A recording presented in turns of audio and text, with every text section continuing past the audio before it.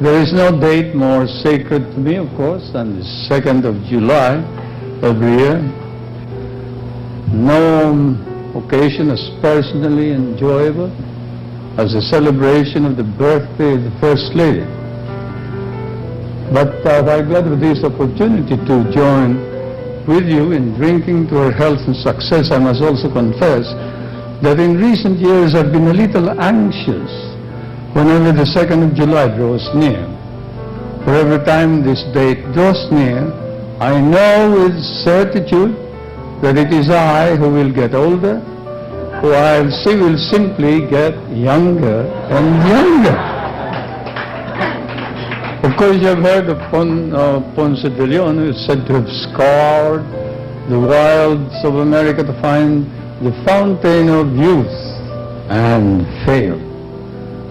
He would have failed better if he had met the First Lady instead.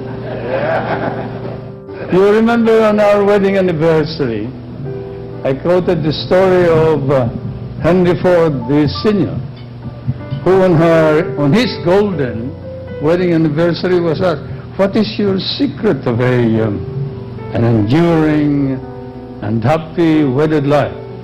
His answer was simple. It's the answer of an auto or car maker. And what is that? Stick to one model. And that's also my secret.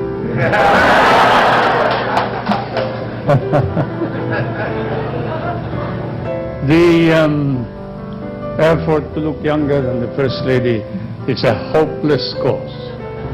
It's one of those causes I gave up a long, long time ago. Of course, there's a true story. And sometime last year, there was a palace visitor from another country, and he had come to call on us in Malacanang.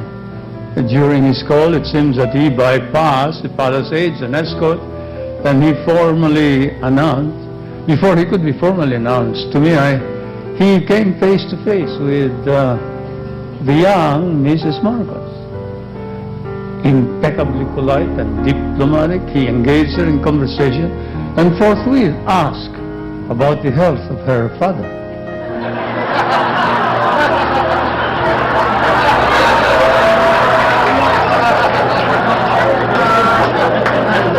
Meaning again, alas, the health of the president. You can imagine his chagrin, my mild embarrassment, and Imelda's amusement when I walked into the room and said, "I see that you have met my wife." And astonishing as this event may seem, it has happened quite often. I've sometimes wondered whether the rational humors about my health are due to the contrast Imelda and I present in public. Me dutifully looking my aids and she defiantly turning back the clock. What is the secret of it all? No one knows. And she perhaps will not be able to say, but I will venture a guess. I think perhaps it's the energy she burns every day to do the many things that are her passion and obsession. It has to do with satisfaction, a sense of fulfillment.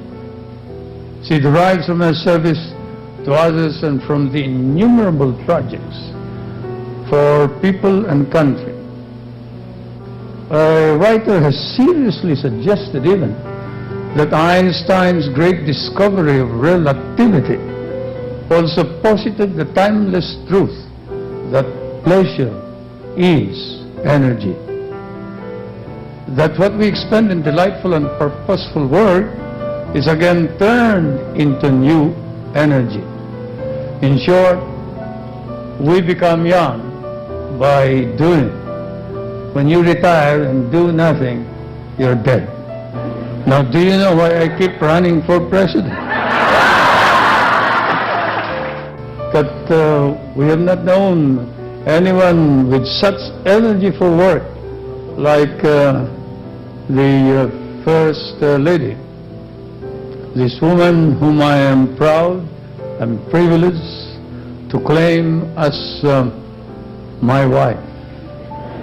Let me close with the poet's two lines who said, "All other goods by fortune's hand are given.